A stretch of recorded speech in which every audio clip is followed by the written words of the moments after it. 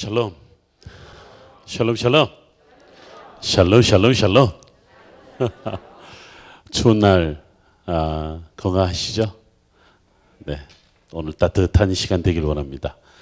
따뜻한 시간 말씀으로 함께 나누길 원합니다. 자, 우리 지난 한 주간 그 공부했던 것을 지금부터 시험을 보겠습니다. 이렇게 얼굴을 내가 알고 이름을 알면 제가 원래 명단을 불러가면서 이렇게 질문하는 스타일인데 또 대학 강의 싫으면 제가 들고 내려가서 한번 이렇게 이름은 모르지만 한번 말씀하시오 이렇게 이야기를 할 텐데 다 여러분들 공부 다 잘하는 학생이라고 믿고 첫 시간 때 제목 보고 해도 돼요. 어차피 볼 거 아니야. 보고 하세요. 네, 이스라엘의 정체성이었죠. 이스라엘의 정체성을 크게 제가 세 가지로 나눴습니다. 첫 번째는 히브리인이 누구냐. 두 번째는 이스라엘 백성 혹은 민족이 누구냐. 세 번째는 유대인이 누구냐. 히브리인은 떠돌이 혹은 유목민의 정체성이다. 이스라엘 민족 혹은 백성은 가나안 땅에서 정착했지만 늘 영적 전쟁을 치르는 사람들의 정체성이다. 유대인은 포로민의 정체성이다. 언제나 돌아갈 곳을 기대하고 소망하는 자들의 정체성이다. 그렇게 가르쳤습니다. 두 번째는 뭐였죠? 돕는 배필이다. 배필이라는 말과 함께 돕는다라는 것은 우리가 에벤 에셀 할 때 에셀이 돕는다라는 뜻을 갖고 있다 그랬어요. 사실은 여러분 성경 에스라 느헤미야죠. 역시 에스라도 에즈라라고 해서 에젤리에서 온 말이에요. 그것도 하나님의 도우심 그런 뜻을 갖고 있죠. 그래서 혹시 뭐 영어식 이름이나 히브리식 이름을 갖고 싶다 그러면 에즈라도 괜찮고 에스라도 괜찮고 에제르도 괜찮고 이스라엘 사람들 이름 중에도 지금도 그렇게 사용하는 사람들이 있는데요. 엘리 에제르라는 말이 성경에도 나옵니다. 엘리 에셀이라고 그러죠. 역시 그것도 엘리는 나의 하나님, 에제르는 도움이다. 나의 하나님은 나의 도움이시다라는 의미로 사용된다 했고 베필이라고 하는 네게드 혹은 네그도라는 말에는 무슨 뜻이 있었냐면 네 가지 뜻이 있었어요. 첫 번째가 반대한다. 두 번째는 동등하게 여긴다. 세 번째는 면전에서 마지막 네 번째는 통로, 하나님의 통로의 의미를 가지고 있다. 그러면서 제가 창세기 1장, 2장, 3장에 나타난 남성과 여성에 대한 이야기를 각각 우리말로는 다 남자, 여자, 남성, 여성이겠지만 의미하는 바가 다 다르다 그랬죠. 1장은 하나님께서 세상을 창조하실 때 남자와 여자를 창조하셨다. 온 생물을 그렇죠? 그때 이제 남성, 여성 구분이 있었고 2장에서는 한 몸을 이룬다라는 의미에서 부부의 의미가 있다. 그래서 여러분들 가지고 있는 자료에 보면 남자를 이시라고 그랬고 여성은 이샤. 그래서 같은 히브리어다 그랬어요. 그래서 한 몸이다. 그러니까 창세기 1장에서의 남성, 여성은 자카르, 네케바라는 히브리 말로서 완전히 구분이 되는 말이었다 그랬잖아요. 근데 2장은 남자와 여자가 이샤. 그래서 돕는 배필이라고 하는 말에 남자와 여자는 이시와 이샤였다. 이런 공부를 했습니다. 3장에 나오는 남성, 여성은 뭐냐면 아담과 하와다. 사고 친 다음에 이름이 아담과 하와였다. 이때 사고 치는 건 뭐였어요? 어떤 사고를 쳤어요? 이 두 사람이. 네, 보통 그러면 먹지 말라는 것을 먹었다. 이제 그런 것. 궁극적으로 저는요, 여러분들 생각은 어떤지 모르겠지만 저는 이 사고 친 것의 가장 근본적인 원인은 하나님이 부르셨을 때 대답하지 않았다는 거예요. 하나님이 찾으셨을 때 숨었다는 거예요. 여러분도 어떻게 생각하세요?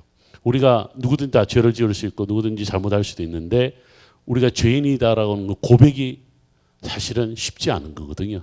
숨고 싶고 도망가고 싶고 부정하고 싶고 이거 내 거 아니야. 내가 잘못한 거 아니야. 남의 탓으로 돌리기 쉬운데 그것을 내 잘못이다. 내가 잘못했습니다. 그러니까 적극적으로 하나님 앞에 응답하는 게 굉장히 중요한 거예요. 어떻게 보면 하나님이 찾으시는데 숨어버렸다. 저는 여기에 문제가 있다고 생각하는 거예요. 하나님이 찾아서 네, 여기 있습니다. 그렇게 했으면 글쎄요. 상황이 좀 달라지지 않았을까. 여전히 아담과 하와가 아니라 그냥 이시와 이샤가 되지 않았을까.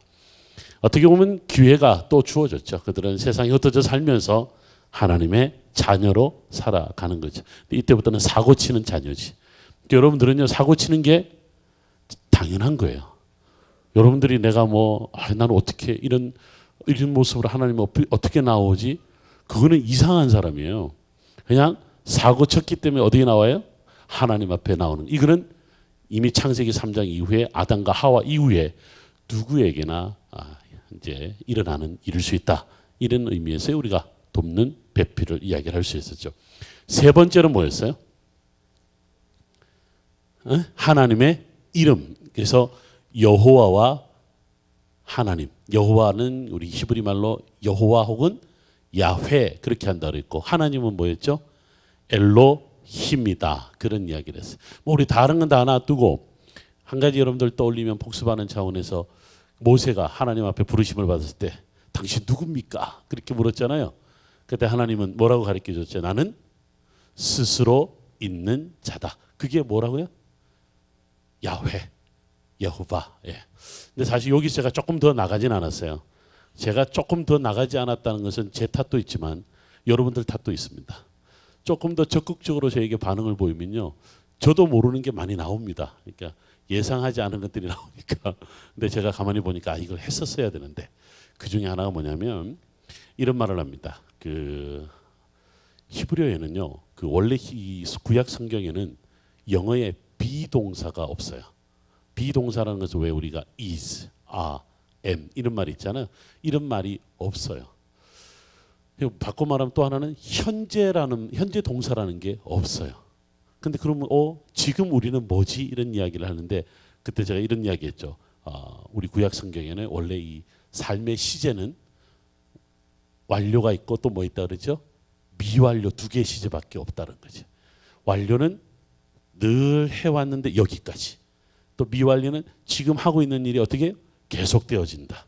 어떻게 보면 완료와 미완료 안에는 과거와 미래 같지만 그 속에 뭐가 있다? 현재가 있는 거예요. 그러니까 뭐냐면 완료와 미래는요, 우리가 보통 오늘날 과거, 현재, 미래 딱딱딱 끊어지는 것처럼 그래 나눠지는 것이 아니라 처음부터 끝까지 늘 함께하는 그런 존재적 의미가 있어요. 그래서 여호와는요 이런 뜻이 있어요. 제가 그냥 여러분들 한 번만 따라해 볼게요. 하야, 호베.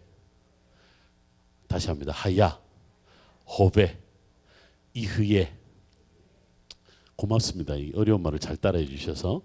이게 합친 말이 또 하나는 뭐냐면 여호와입니다.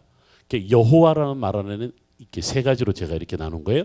하야, 호베, 이흐예. 이 세 개가 여호와. 정확하게 제가 이 히브리 발음은 여호와는 예흐바 이렇게 발음을 해야 돼요.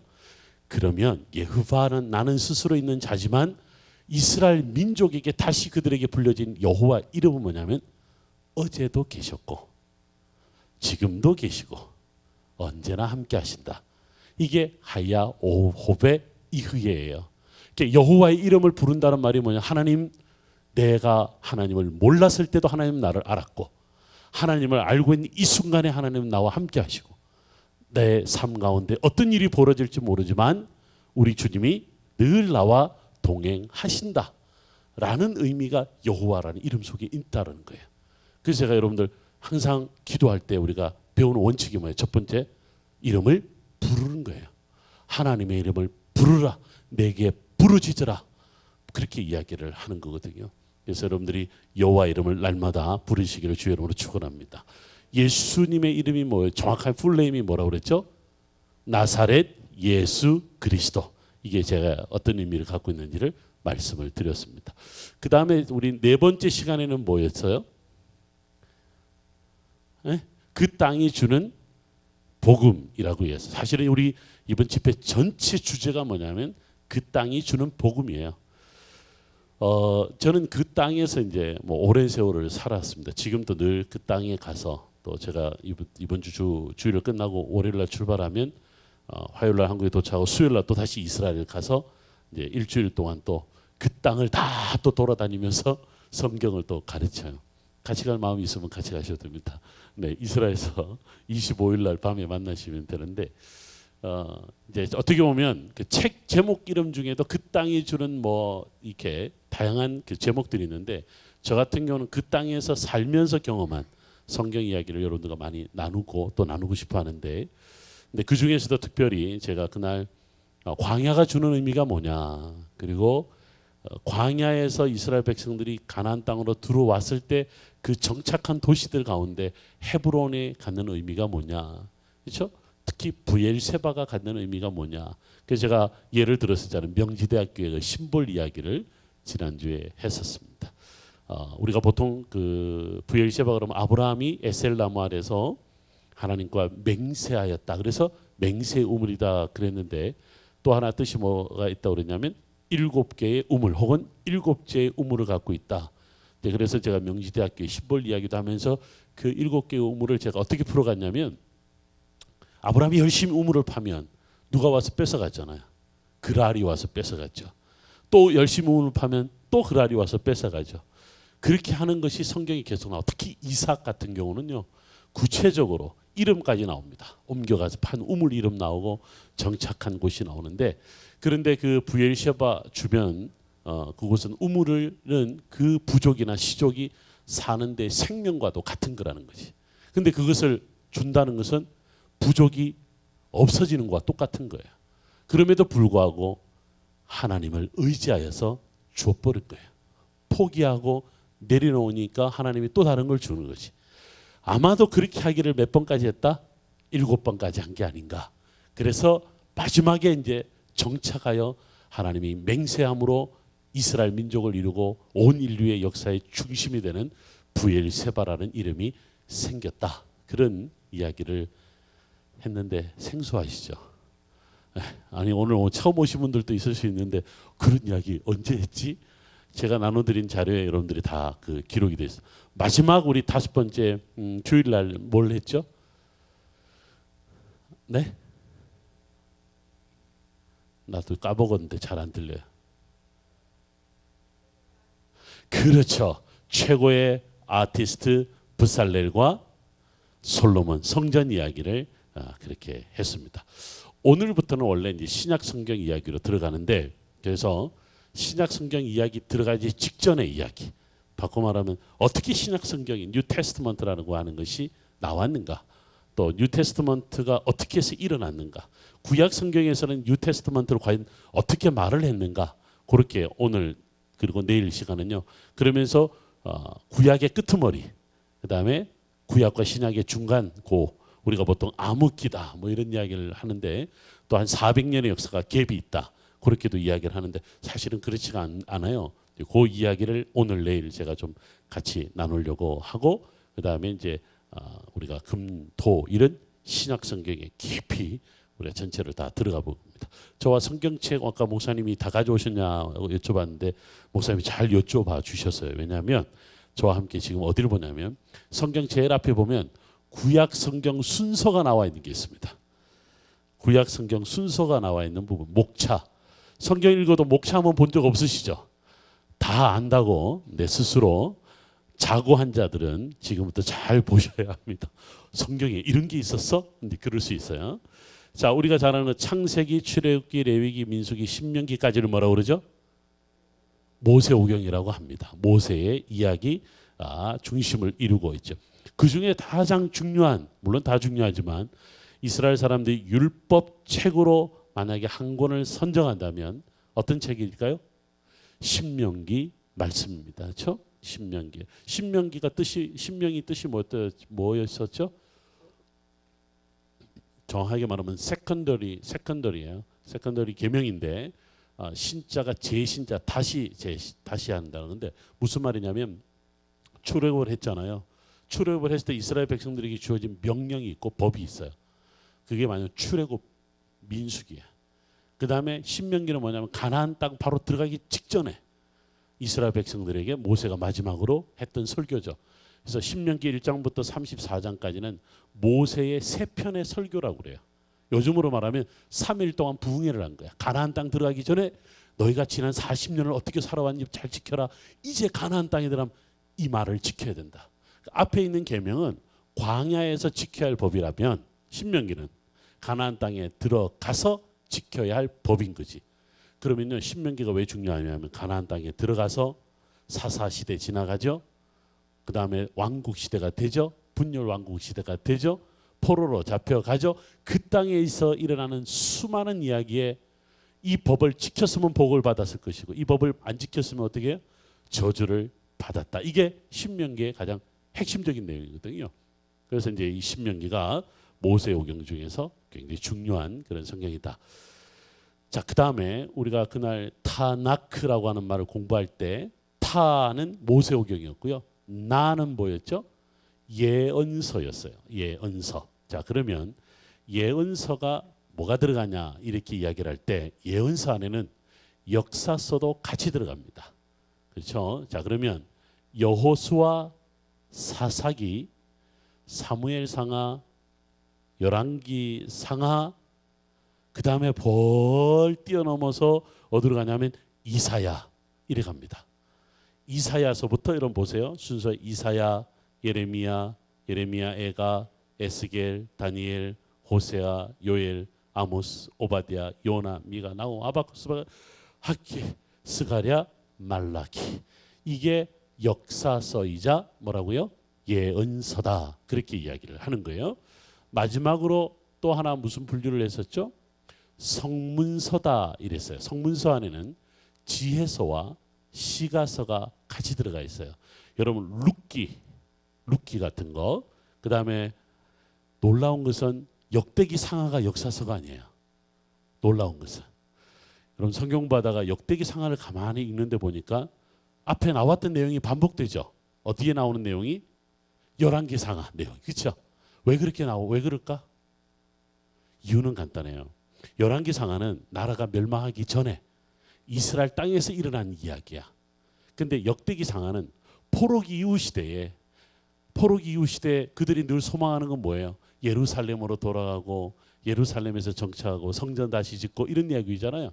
그래서 역대기 상하는 한참 이후 시대에 이스라엘 백성들이 지난 날의 역사를 회고하면서 다시는 이런 역사를 되풀이하지 말아야지 하는 게 역대기 상하. 그래서 유대인들이 읽는 성경에 보면요. 나중에 주이시들이 보는 성경 제가 뭐라고 그랬지 영어로? The Bible. The 혹은 히브루 바이블 이런 이야기 했잖아요. 그 올드 테스트먼트라고 하는 제일 마지막 유대인들이 사용한 제일 마지막 성경이 뭐냐면 역대기 상하예요. 유대인들이 제일 마지막. 우리는 뭐예요? 말라기잖아요. 그래서 유대인들은 역대기 상하는 역사의 제일 끄트머리에 있다는 거죠. 그러면서 우리가 다시는 이럴 일을 반복하지 말자라고 그래서 늘 회고록처럼 읽는 성경이 역대기 상하죠. 그래서 역사서에 분류를 하지 않고 성문서 혹은 이제 지금 말씀드린 시가서나 지혜서에 들어가 있는 것을 볼 수 있어요. 그 다음에 하나는 에스라, 느헤미야, 에스더, 욥기, 시편, 잠언, 전도서, 아가서까지 이제 말씀드린 대로 성문서에 들어가는 것이. 와, 제가 지금 이거를 구분을 크게 세 가지로 했죠. 우리 구약 성경을 하나는 모세오경, 또 하나는 예언서이자 역사서, 그리고 또 하나는 성문서. 목사님 이거 다 알아야 돼요? 몰라도 돼요. 그냥 성경 공부니까 한번 제가 해보는 거지. 이거 모르고 몰라도 천국 가는데 전혀 문제가 없고요. 구원받는데 전혀 문제가 없습니다. 그런데 우리가 이왕 성경 공부를 우리 구약 성경을 마무리하면서 아하 이게 이런 것이 있었구나라는 것을 여러분들이 한번 보는 거죠. 이제 지금부터 조금 더 어려운 것을 보게 될 겁니다. 이제 여러분 앞에 자료 화면을 좀 볼 거예요. 저 뒤에 스크린은 고장이 났나 봐요. 그렇죠? 우리 앞에 자료를 좀 보여주시면 좋겠습니다. 제가 아까 보내드린 자료 띄워주시면 좋은데 이번에 이스라엘 역사 이야기죠. 이제 지금 저와 이제 구약 성경 타나크라고 이야기했던 모세오경, 예언서 혹은 역사서, 혹은 성문서가 이제 책에 쭉 있다라면 역사를 제가 한번 그림 자료와 함께 여러분들이 쭉 한번 정리를 할 수 있을 겁니다. 한번 보여드릴까요? 자, 이렇게 갑자기 머리 아프기 시작해요. 청동기 철기 그러면은 무슨 소리야 그러는데 일단 중기 청동기 시대 그러면 제가 말씀드린 아브라함, 이삭, 야곱 시대. 그 다음에 후기 청동기 시대 그러면 이스라엘 백성들이 출애굽을 해서 가나안 땅에 막 들어가는 시기가 후기 청동. 예를 들어 여러분들 이걸 이해하잖아요. 그럼 전 세계 어디를 가든지 이제 특히 유럽의 쪽에 박물관에 가면 루브르든지 대형 박물관이든지 베를린 박물관, 그리스의 박물관, 터키 이스탄불 박물관이든지 이스라엘에 있는 이스라엘 뮤지엄이 다 가면 꼭 고고학관이 있습니다.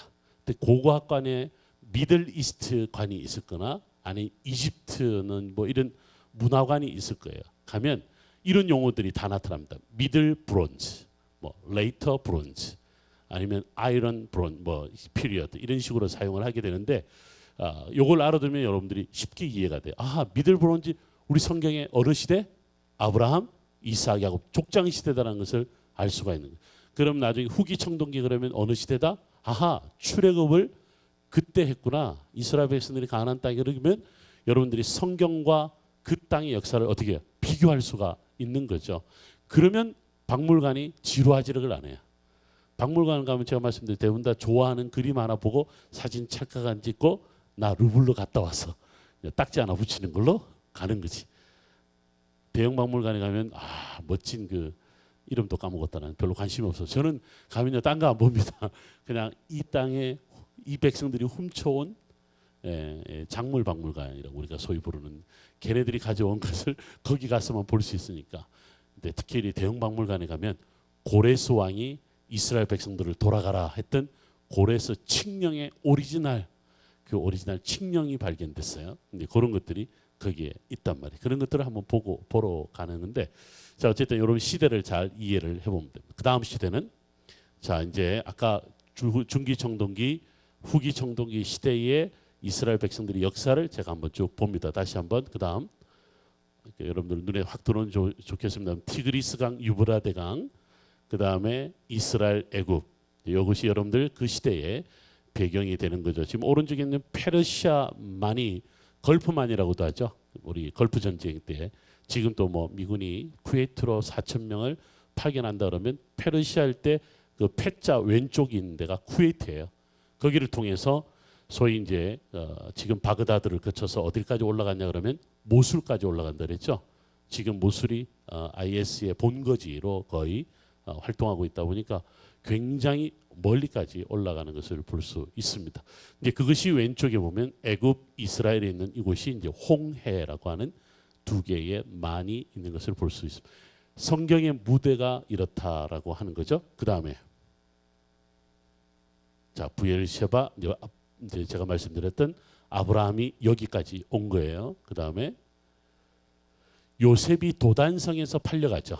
그 왜 요셉이 애굽으로 팔려가잖아요. 형들이 도단이라는 데서 그를 왜 웅덩이 속에 넣어놨다가 나중에 형이 그래도 아버지 야곱이 마음에 걸리했던 거지. 죽이지는 말자 그래서 팔아버리죠. 판도는 어땠을까? 누가 먹었을까? 난 궁금해. 꽤 비싸게 팔았을 것 같은데. 네, 어쨌든 그 다음에 여기 이제 웅덩이 같은 게 있는 거예요. 도단에서 발견된 우물이에요. 그 다음에 자, 그 다음에 어디로 내려가냐면 화살표가 나올 거예요. 그 다음 엔터 쳐보. 이게 이제 고센 땅으로 가는 거죠. 요셉이가 팔려가고 또 이스라엘 백성들이 내려가는 길이. 그 다음에 여기가 이제 요즘 이집트가 너무 시끄러워서 잘 가지를 못합니다만 스핑크스가 있고 기자 지역, 피라밋이 많은 지역이죠. 그 다음 여기 나일강 유역 지역에 그 다음에 이제 이 나일강을 제가 이제 20대 때 이쪽 배낭여행을 갔을 때 나일강을 따라 한 12시간을 기차를 타고 내려갔는데 우리 한국에서 어린 시절 예전에 보내신 분들은 왜 강가에서 뭐 빨래도 하고 물장구도 치고 하는 것이요. 지금도 여전히 이 나일강에서는 이루어지고 있는 나일강 길이가 몇 킬로냐면요. 7,000km예요. 나일강을 따라 올라가면 자 그래서 남쪽에 수단까지 내려가요. 수단. 빅토리아 호수까지. 7,000km면 엄청난 거리죠. 그 다음에 네 여기가 이제 고센 땅 지역에 이스라엘 백성들이 왜 라암셋 비돔성을 지을 때 흙벽돌을 가지고 집을 지었다라고 하는 게 출애굽기 1장에 나옵니다. 그때 당시에 이제 그림 자료를 볼 수가 있죠. 그 다음에 자 이제 보시면 고센 지역 라암셋이라고 하는 데가 보여요. 저기가 바로 이스라엘 백성들이 살았던 곳이고 드디어 출애굽을 하는 시기를 보면 그 다음에 네, 출애굽기, 레위기, 네, 민수기 신명기로 이어지는 출애굽 경로를 보여줍니다. 그 다음에 네. 자, 여기가 이제 항공 사진을 찍은 고센 땅 지역이죠. 비옥한 삼각주 지역을 이루고 있는 그런 지역. 그 다음에 네. 그 다음 람세성이 실질적으로 발견이 됐고, 그 다음에 지금도 이제 그렇게 집을 짓는 것을 볼 수가 있어요. 그 다음에 여기가 이제 수에즈 운하입니다. 수에즈 운하 지역이고, 그 다음에 마라 지역, 그 다음에 엘림이라고 하는 지역, 그 다음에 여기가 르비딤이에요. 르비딤 하면 뭐가 생각나냐? 아말렉 족속과의 싸움이죠. 왜 그 모세가 두 팔을 들고 오면 이기고 두 팔을 내리면 지잖아요. 그래서 누가 도와줘요 나중에?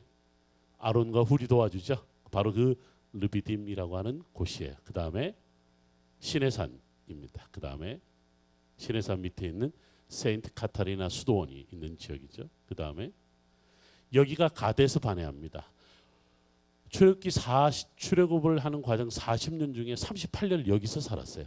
바란 광야 안에 이렇게 굉장히 비옥한 오아시스 지역이었던 거죠. 오아시스 지역에 살았. 가데스 바네아는 줄여서 가데스라는 이름으로 등장을 해요. 여러분 가데스에서 이러면 아하 가데스 바네아구나라고 이야기를 하는데, 가데스라는 이름은 뭐냐면 카도시라는 말 많이 들어보셨죠? 그게 거룩함이란 뜻을 갖고 있어요. 그러니까 이스라엘 백성들이 머물러 있었으니까 그 땅 이름이 하나님의 거룩함을 드러낸다 이라는 의미에서 가데스라는 이름이 등장하죠. 그 다음에 이게 이제 아라바 광야예요. 이스라엘 백성들이 출애굽을 해서 드디어 가데스 바네아에 출정을 했는데, 이제 왜 가나안 땅에 막 진입할 수 있었는데 진입하는 과정에 다 이르렀는데, 민수기서 4장 21장 4절 이후에 보면 하나님이 갑자기 다시 야 광야 나가 그래요. 광야 나가 그러니까 이스라엘 백성들이 뭐라 그래요? 하나님 이 박한 식물도 싫고요, 광야도 싫어요 막 그러잖아. 근데 하나님이 어떻게 했을까요? 그래 내가 미안해 다시 그냥 가나안 땅에 넣어줄게 이랬어요. 불평하는 자들마다 불뱀을 보내어서 다 물어 죽게 하죠.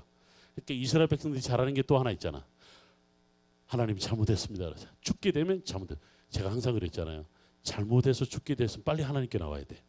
그래야 살 수 있어. 믿습니까? 진짜예요. 성경에. 그래서 하나님 앞에 또 기도하니까 하나님이 어떻게 해요? 장대 위에 구리뱀을 달라. 쳐다보는 자마다 어떻게?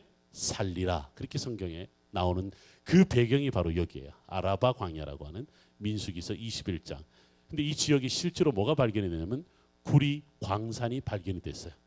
그래서 여기에서 무슨 광야에서 구리로 뱀을 형태를 만들지 그랬는데 실제로 엄청난 구리 광산이 발견이 되었어요. 아마 그곳에서 만들었던 것 같아요. 그 다음에 여기가 이제 드디어 이스라엘 백성들이 전쟁을 치러요.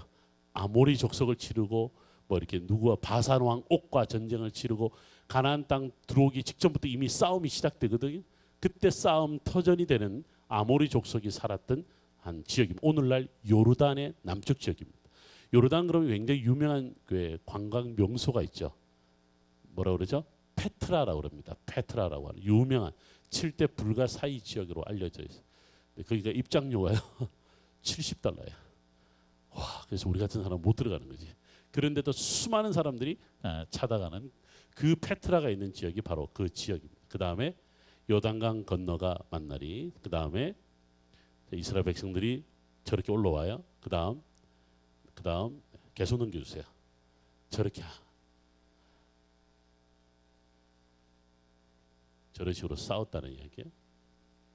드디어 이제 이렇게 건너는 거예요. 여기가 바로 여리고성이거든. 그 다음에 베델과 계속 넘겨주세요. 베델과 아이, 그 다음에 세겜을 중심으로 이스라엘 백성들이 드디어 가나안 땅에 정착하고 거기에서 12개 지파에게 땅을 분배하는 내용이 나옵니다. 그 다음에 축복과 저주, 그 다음에 계속 들어요. 자, 이제 이스라엘 백성들이 드디어 가나안 땅에 들어왔어요. 그때부터 우리 시대는 뭐라고 하냐면 초기 철기 시대다 그런 이야기를 합니다. 그럼 보면 사사 시대가 언제인지, 왕국 시대 그러니까 사울의 통치, 다윗의 예루살렘 점령, 솔로몬 성전 건축, 남유다와 북이스라엘의 분열, 북이스라엘의 멸망, 요시아의 종교개혁, 남유다의 멸망. 요 이야기. 이 자료 갖고 싶죠? 제가요 다 드리고 갈 거예요. 담임 목사님께 잘 보이면 우리가 이스라엘에서 하는 농담이 있습니다. $1 되겠습니다. 이래요. 혹시 목사님께 커피 한 잔 드리고 자료를 제가 다 드리고 갈 테니까 교회에서 여러분들이 자료를 쓸 수 있도록 만들어 놓겠습니다. 그 다음에 이제 이게 여리고성이에요. 길갈이라고 오른쪽에 보이죠. 그러니까 이스라엘 백성들이 제일 먼저 들어와서 어디에 정착을 하냐면 길갈이에요. 길갈에서 요단강에서 가져온 야곱의 12도를 취하여 하나님 앞에 예배를 드리고 드디어 가나안 땅 정복 전쟁을 시작하죠. 제일 먼저 성을 정복한 성이 여리고성입니다. 여리고성을 몇 바퀴 돌았을까요? 주일학교 질문입니다.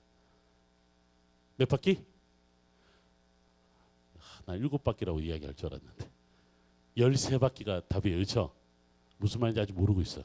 7바퀴인데 하루에 6일 동안 한 바퀴씩 돌고 마지막 7째 날 7바퀴 돌아서 6 더하기 7은 13입니다. 주일학교 질문입니다. 잘 기억. 여리고 성이 바로 저기에 지금 오늘날 여리고의 모습이에요. 인구 2만 7천 명이 살아가는 아주 단란한 그런 가족 같은 그런 마을이에요. 여리고에 가면 양고기가 그렇게 맛있어요. 진짜로 맛있어요. 싸고 그리고 거기서 나오는 그 다른 팔레스타인 지역인데 참 가난하고 힘들고 그 자급자족하기 힘든데 여리고는 순전히 적은 샘물에 의해서 만들어진 마을이에요. 그러니까 이게 어디 강익물이 흘러와서 도시를 이루거나 그런 지역, 순전히 완전히 오아시스 지역입니다. 그래서 성경 민수기서 마지막이나 여호수아서 1장에 보면 여리고를 뭐라고 표현하냐면 종려나무의 성읍이다. 그런 이야기를 했죠. 제가 왜 종려나무 이야기했잖아요. 목자들이 여리고에 와서 그렇죠? 제일 높고 큰 종려나무에 올라간다. 왜 올라간다 그랬죠? 목자들이 뭘 보기 위해서? 양을 지키기 위해서, 보기 위해서 올라간다. 이게 지금 비옥한 시대, 우기가 아니라 건기 때거든. 그러니까 어제 우리 그날 자료 보니까 이 유대 광야가 비 오는 날은 굉장히 비옥한데 그렇지 않으면 저렇게 척박한 땅으로 바뀌었을 때 양들을 먹이고 마시게 해줘야 되잖아요. 그래서 다 어디로 가냐면 여리고 가는 거죠. 여리고 뜻이 뭐냐면 하늘에 떠 있는 달이라는 뜻이에요. 달. 왜 그럴까? 두 가지 추정을 해봐요. 하나는 뭐냐면 밤에 한번 차를 끌고 여리고를 간 적이 있어요. 갔는데 거기가 카페테리아 좋은 데 있거든. 가는 길에 커피 한 이스라엘은요 뭐 커피 엔터테인먼트가 없어요.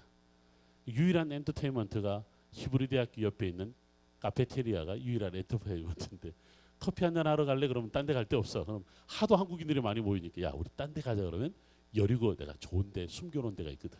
거기를 딱 가면 밤에 가면 그 집만 열어요. 다른 데는 깜깜해. 뭐 팔레스타인 애들이 일찍 자는지 어쩐지 없어요. 하늘에 얼마나 그 달이 떠 있는 게 밝은지요. 정말 대낮같이 밝다. 그런 의미에서 여리고가 달이라는 뜻을 갖고 있지 않냐. 그거는 순전히 제 생각이고요. 학자들은 뭐라 그러냐면 월신이라는 거지. 월신. 여러분들 무슬림들이 그 상징이 있죠. 초생달. 그 달이잖아요. 결국 뭐냐면 중동 지역은 전부 다 심볼이 달이에요. 달의 신이 뭐냐면 여러분들 왜 신의 광야, 신광야 이런 말 들어보셨죠? 그 신이 달 신의 이름으로도 알려져 있어요. 고대 근동 지방에는 그런 이름인데 그래서 달이라는 이름을 동네 이름에 참 많이 붙였다. 우리 한국에도 달 이름을 가진 이름도 많죠. 월래, 월명이, 명월이 뭐 많잖아요. 그런 것처럼 달과 관련된 여리고도 달이라는 이름을 가지고 있다. 자, 그 다음에 여기가 그 유명한 예루살렘입니다. 예루살렘 모습. 그 다음에 타작마당이에요. 타작마당 하면 생각이 나는 게 뭐죠? 낙원의 타작마당. 그러니까 우리가 전통적으로 뭐냐면 문화인류학에서 타작마당이 모든 종교 사회의 중심 지역이 있어. 고대에는 그렇죠. 타작을 하니까 사람들이 모이잖아. 모이면 뭐예요? 거기서 곡식을 얻어가죠. 그래서 우리가 생각하는 건 뭐냐면 아마도 모리아산이 제일 정상에 타작마당이 있었을 것이고 바로 저곳이 솔로몬 성전을 지었던 중심 지역이 아니겠는가. 그만큼 성경이 타작마당은 중요했다라고 이야기를 하는 거죠. 그 다음에 이제 다윗성이에요. 다윗성. 그 다음에 언약궤가 이제 이렇게 가는 거예요. 그 다음에 예루살렘의 다윗성 성전 건축하는 이야기 계속 넘겨주세요.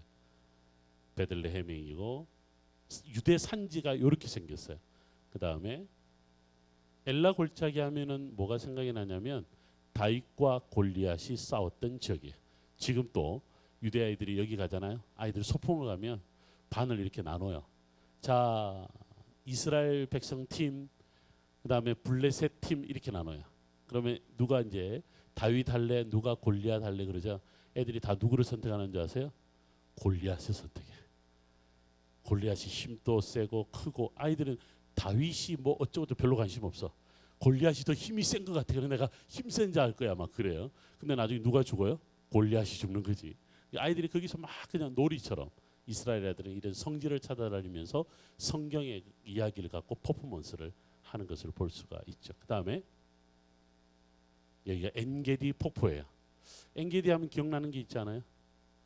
사울이 블레셋 사람을 따르다가 혹이 가로되 다윗과 그의 사람들이 엔게디 황무지에 있더이다.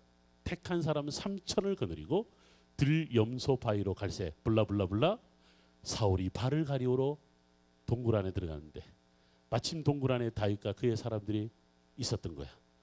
다윗의 사람들이 다윗이여 이때이다. 저를 죽이소서. 칼을 들고 살금살금 갔는데 죽이지 않고 어떻게 해요? 옷자락만 살짝 떼갖고 오죠. 우리가 우스갯소리를 합니다.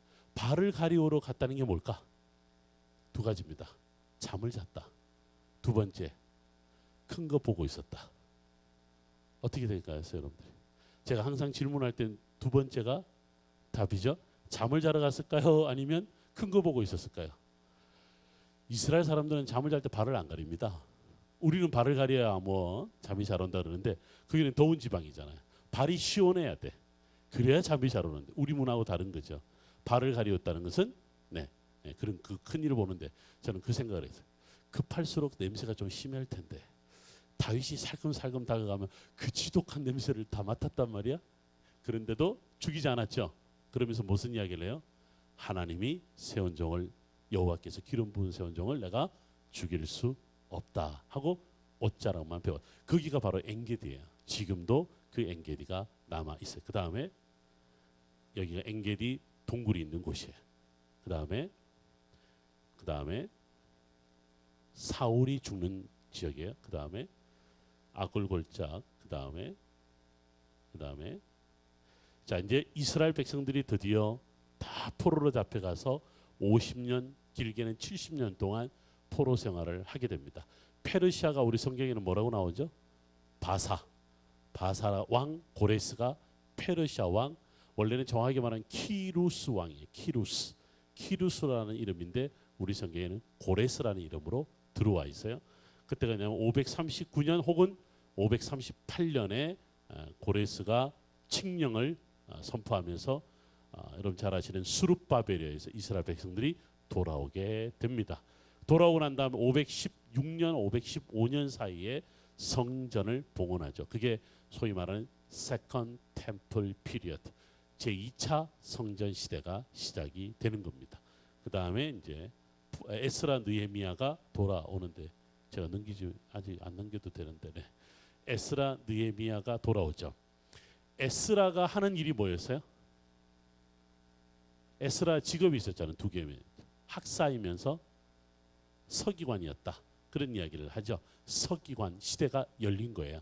여러분 서기관이란 말은 뭐냐면 성경을 필사하는 사람이면서 성경을 해석하는 사람을 서기관이라 그렇게 부릅니다. 여러분들 그거에 대한 이야기를 좀 더 우리가 풀어갈 겁니다. 그 다음에 드디어 헬라 시대가 들어옵니다.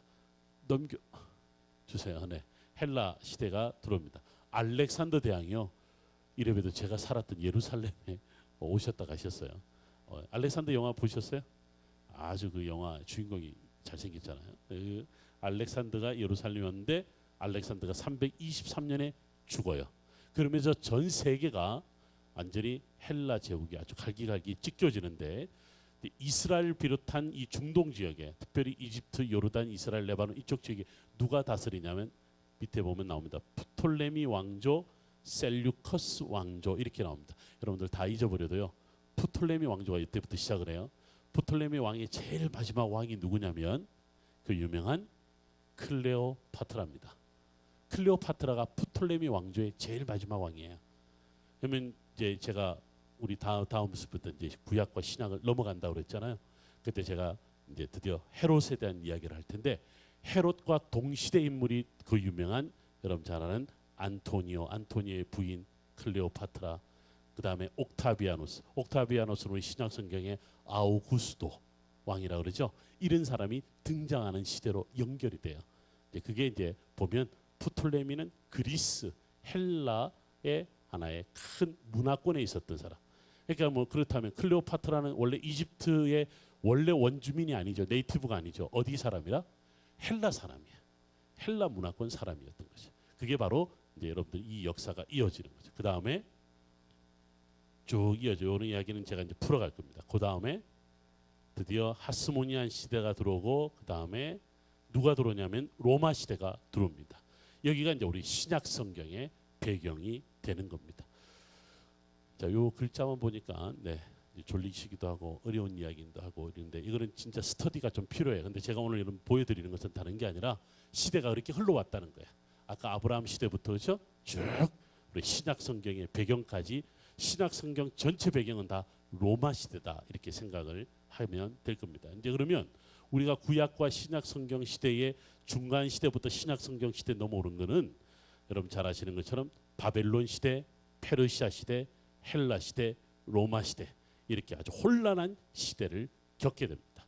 이 혼란한 시대를 겪는 이야기를 가지고 오늘 저와 함께 성경 이야기 예레미야서하고 에스겔서와 마태복음 이야기를 오늘 저와 함께 이야기를 시작할 겁니다. 성경을 한번 같이 또 다시 찾아봅니다. 오늘 여러분들 가지고 있는 자료를 같이 한번 봤으면 좋겠습니다. 자, 오늘 제6장 새 언약의 비밀이다. 자료에 보면, 그리고 난 다음에 이제 그 소제목 안에 1, 그러니까 뭐가 나오죠? 칼과 전염병이다. 예레미야서 14장 12절을 한번 볼까요? 자, 이제 여러분들이 성경을 직접, 목사님이 오늘 다 검사도 했는데 열심히 찾아보는 연습을 해보겠습니다. 어려우신 분들은 이제 혹시 화면에 띄워줄 수 있으면 또 띄워주셔도 되고요. 예레미야서 14장 12절 우리 다 같이 한번 읽어볼까요? 시작. 그들이 금식할지라도 내가 그 부르짖음을 듣지 아니하겠고, 번제와 소제를 드릴지라도 내가 그것을 받지 아니할 뿐만 아니라 칼과 기근과 전염병으로 내가 그들을 멸하리라. 이때 그들이 누구예요? 이스라엘 백성이에요. 이스라엘 백성들에게 의무가 뭐죠? 하나님 앞에 기도해야 됩니다. 기도하다는 말이 부르짖다는 말이거든요. 근데 부르짖어도 하나님 어떻게 한다가? 듣지 않는다는 말이 뭐예요? 리스판스를 하지 않겠다는 말이에요. 그 다음에 또 하나 이 사람들이 의무사항이 뭐예요? 제사를 드려야 돼. 유대인들은 전통적으로 예루살렘에 3번 올라간다 그랬죠. 3번 절기 때 예루살렘에 올라가서 성전에서 반드시 예배를 해야 됩니다. 우리 지난번에 공부할 때 어느 절기였어요? 6월절, 77절, 초막절 혹은 장막절, 이런 말을 배웠어요. 이때 올라가야 돼요. 올라가야 되는데 어떻게 돼요? 올라가서 너희들이 번제와 소제를 드릴지라도 내가 그것을 받지 않겠다 그랬습니다. 하나님이 미안해요. 하나님이 살짝 미치셨는지 이스라엘 백성들이 미치셨는지 둘 중에 하나가 미친 거예요. 어떤 일이 발생을 했냐? 결국은 이스라엘 백성들이 하나님으로부터 떠났다라고 하는 것을 하나님이 이제는 돌아와도 너희들의 기도와 너희들의 제사를 내가 받지 않겠다, 그 이야기를 하는 거죠. 이게 무슨 말이냐라는 거예요. 그런데 받지 않겠다는 끝까지 좋아. 근데 그 백성을 어떻게 한다 그래요? 칼과 기근과 전염병으로 멸해버리겠다, 이런 이야기예요. 왜 총과 대포와 핵폭탄이 아니라 칼과 기근과 전염병일까? 저는 이게 궁금했어요. 칼과 기근과 전염병이 상징하는 게 뭘까? 그것과 특별히 예레미야가 말하는 새 언약과는 어떤 관계가 있을까? 그 이야기를 여러분들과 함께 나눠봅니다. 여러분들 갖고 있는 자료에 또 계속 읽어보면 예레미야서 2장 30절에 이런 말이 나옵니다. 내가 너희 자녀들을 때린 것이 무익함은 그들이 징계를 받아들이지 아니함이라. 너희 칼이 싸나운 사자같이 너희 선지자들을 삼켰느니라 이렇게 나옵니다. 여러분 저를 한번 보세요. 너희 칼이 그래요. 지금 무슨 말이냐면 칼과 기근과 전염병으로 내가 너희들을 멸해야 되겠다 그랬는데 앞서 있었던 2장 이 칼은 보니까 누가 사용했던 칼이에요? 이스라엘 백성들이 사용했던 칼이라. 이 칼로 너희가 죽는다, 멸한다 이 말이에요. 그럼 이 칼이 과연 뭘 의미하냐라는 거예요. 여러분 그 전에 심각한 것은 하나님이 너희들을 좀 변화시키고 내가 너희들을 좀 설사 책망하더라도 너희들을 혼내주더라도 내 백성 내 자녀임을 확인시켜주고 싶은데 때린다고 짜증내고 때린다고 왜 날 때리냐 그러고 왜 나를 갖다 나만 미워하냐 그러고 이런 자녀를 그렇게 한들 무익하다라는 것을 오늘 하나님이 이야기를 하거든요. 저는 오늘 여기 포인트에 칼입니다. 칼을 잘 들으세요. 여러분들 혹시 자료를 미리 공부하고 오셨는지 모르겠지만 이 칼이 갖고 있는 성경이 말하는 의미가 있습니다. 도대체 이 사람들이 사용했던 칼이 뭐길래 선지자들을 삼켰냐라고 하는 거예요. 잘 들으세요. 이 칼은 그 다음 페이지 여러분 보면 이런 뜻이 나옵니다. 칼은 히브리 말로 헤레브라고 그래요. 헤레브는 호레브, 즉 호렙산과 똑같은 말입니다. 바꿔 말하면 칼과 호렙산의 호렙이 같은 뜻을 갖고 있어요. 자, 저와 공부할 때 기억나세요? 시내산과 호렙산이 같은 산이에요. 모르셨어요? 같은 산이에요. 그럼 또 이런 산 들어보셨어요? 하나님의 거룩한 산 들어보셨어요? 다 같은 산이에요. 하나님의 거룩한 산, 시내산, 호렙산이 다 같은 말이야. 그런데 왜 시내산을 호렙산이라고 다시 한번 불렀을까? 그날 왜 우리 엘리야가 왜 도망을 가는데 호렙산까지 도망갔다 그랬잖아요. 왜 그렇게 했나 설명하면서 호렙이 무슨 뜻을 갖고 있다고 그랬을까? 아시는 분?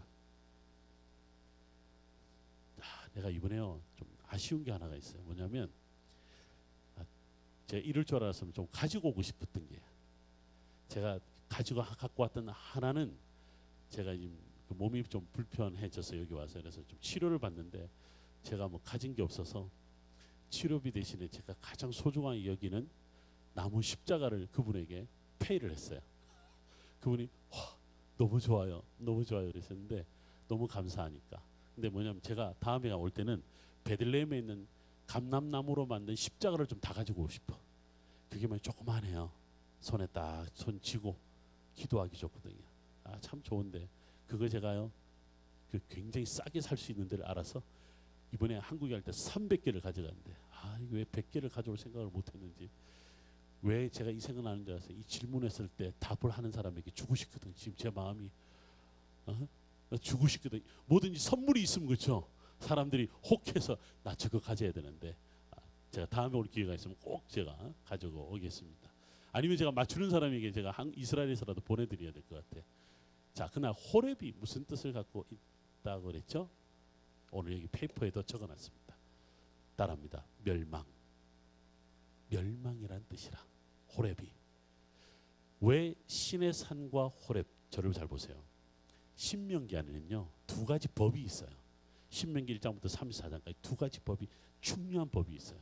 하나는 신의 산 법이라. 신의 산 법 안에는 뭐가 있어요? 십계명이 있잖아요. 신의 산에서 받은 법이니까. 또 하나는 법이 뭔지 아세요? 여러분들 따라합니다. 성결법. 성결하게 하지 않으면 너희가 어떤 벌을 받는 두 가지 큰 법이 있어요. 하나는 신의 산 법, 그래서 우리가 시나이 로라고 그래서 신의 법이라고 그러고, 하나는 성결법이다 이렇게 가르쳐요. 두 가지 법이 있어요. 근데 그 법을 주면서 지키라고 하는 건데, 지키면 너희가 복을 받지만 지키지 않으면 어떻게 된다? 저주나 멸망을 당한다. 그랬을 때 지키면 신의 산의 의미가 되고, 지키지 않으면 무슨 산으로 바뀌어버린다? 호렙산으로 바뀌어버린다. 이스라엘 백성들에게 나중에 성경 한번 읽어보세요. 재밌는 것은 신명기 이후로는요 호렙산으로만 사용돼요. 가끔 신의 산이 나오지만 그 전에는 신의 산이다가 신명기 이후가 되면 어느 날 호렙산으로 다 바뀌어버려요.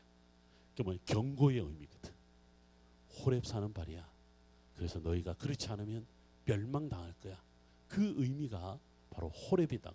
근데 오늘 지금 호렙이란 말 속에 숨겨놓은 말이 지금 오늘 우리 읽었던 성경에 무슨 말로 다시 등장했어요? 칼이에요. 칼.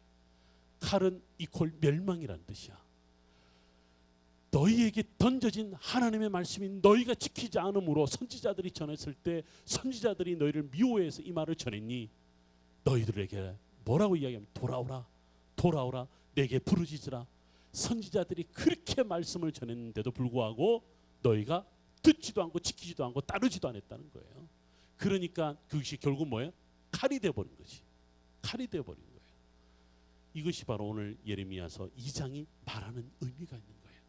그래서 우리는 하나님의 말씀을 이미 들었고 하나님의 말씀에 순종하고 따르겠다고 작정할 때, 그럼 작정 한번 이미 한 거 우리 그렇잖아요. 좀 의리를 지켰으면 좋겠어요. 하나님과의 의리. 우리가 가끔 이런 이야기, 신앙 좋을 때 제발 신앙에 그 좋아질 때 막 끝까지 좀 끌어올려라. 근데 사람은 시험 들 때가 있어. 시험은 두 가지가 있다 그랬죠. 하나는 테스트, 하나는 템프테이션이 있다 그랬어요. 테스트를 통해 성장하는 사람인 반면에 테스트를 통해서 템프테이션에 빠지는 사람이 있거든. 그렇잖아요. 근데 떨어질 때 사람들이요, 그 꼴을 볼 수가 있어요. 목회자들도 마찬가지. 그 밑바닥의 모습을 보는데, 우리 제가 가르쳤던 목사님 뭐라고 그러냐면, 진산아, 신앙 좋을 때 하나님 앞에 가까이 가라. 네가 시험 들었을 때는 그 좋았을 때를 기억하며 그것으로 너가 버텨낼 거다. 그런데 너에게 저장된 거나 심지어 저축된 게 없으면 무엇으로 견딜래? 너가 시험에 빠질 때 무엇으로 견딜래? 그런 이야기를 하는 거예요. 그러니까 우리가 성경 공부할 수 있을 때, 내 마음이 감동됐을 때 끊임없이 분주히 움직이면서 기도하고 말씀에 붙들려야 되거든요. 그러면 시험이 와도 두렵지 않고 어려움이 와도 가지고 내가 이겨내지, 그럴 줄 믿습니다. 그렇기 때문에 여러분들 공부할 때 재밌어, 내가 뭔가 이걸 통해서 내가 변화받을 수 있을 것 같아, 그럴 때 끝까지 여러분들 한번 매달려 보십시오. 그 재미는 이루 말할 수 없습니다. 여러분들 느꼈을 거예요. 기도를 5분 했을 때와 10분 했을 때와 1시간을 했을 때 기쁨이 달라요. 제가 오늘 또 일찍 왔을 때 제가 아침에 여기서 뭘 했냐면, 우리 목사님 제가 늘 고마워요. 다른 데 안 데려다 줘서 그냥 여기가 좋사오네. 제가 오늘 여기서 한 3, 40분 소리 지르면서 기도해요. 방언하면서 기도했어요. 이 교회가요, 혼자 있을 때 제 목소리가 크구나, 아닌가, 여기가 울려서 그런가. 잠깐만요. 제가 오늘 목소리를 놓쳐갖고 이 교회가 떠나갈 정도로 기도를 했거든. 그런데 5분, 10분, 30분 넘어 기도하는데 얼마나 마음이 기쁜지 몰라요. 여러분들 그런 경험 해보셨죠?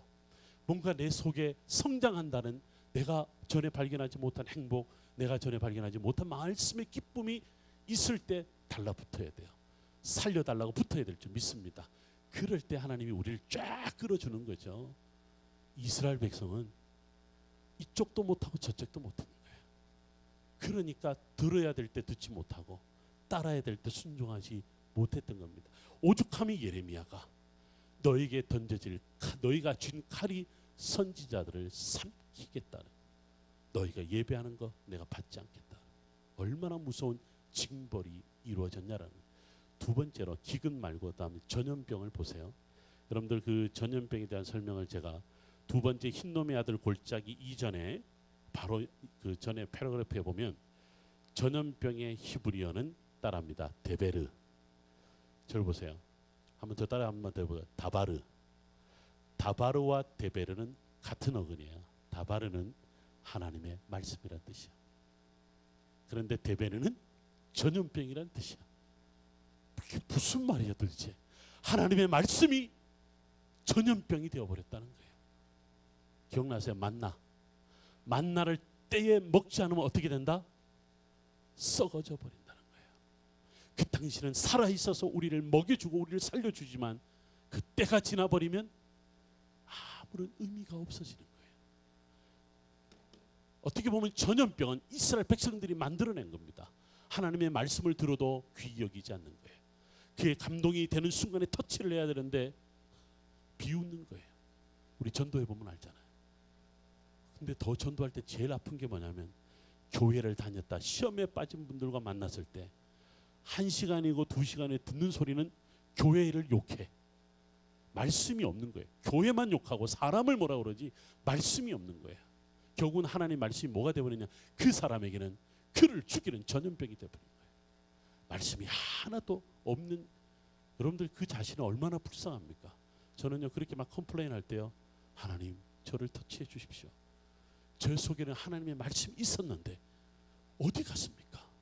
어떻게 저 속에 나오는 것이 저렇게 저주스러운 말로 이야기를 합니까? 저는 얼마나 아플까요? 그 사람이 원망되는 게 아니에요. 얼마나 아플까요? 저는 한국에 와서 요즘 너무 힘든 게 그거예요. 사람들이 한번 입을 열면요, 말은 정말 잘해. 근데 건질 말은 하나도 없어. 다 욕이야. 여러분 뒷담화 아시죠? 뒷담화가 괜히 뒷담화야. 백 디스코스야. 뒤에서 떠들어대는 거야. 하나님의 말씀은 앞에서 나가는 거지, 뒤에서 떠들어는 소리가 아니거든. 이게 결국은 뭐냐면 전염병이 되었다는 거야. 여러분 무서운 말이에요. 칼도 그렇고 전염병도 그렇고 다 원래는 하나님의 거룩성이 있었던 거예요. 하나님의 거룩함이 있었던 거예요. 근데 그것이 사라져 버렸을 때, 무너져 버렸을 때는 그를 죽이는 것이 됐다. 제가 이런 공부했었죠. 선에 대한 공부했습니다. 선과 악에 대한 공부를 했죠. 악은 뭐에 부족함이다? 선의 부족함이다 이야기를 했죠. 마찬가지입니다. 하나님의 말씀의 부족함이 전염병이에요. 거룩함의 반대말은 칼이에요. 이것이 우리를 살리는 것이 아니라 우리를 죽일 수 있다는. 여러분 오늘 이 자리에 나온 것은 살기 위해서 나오셨죠. 하나님 말씀으로 살고 싶잖아요. 하나님 말씀에 일어서고 싶잖아요.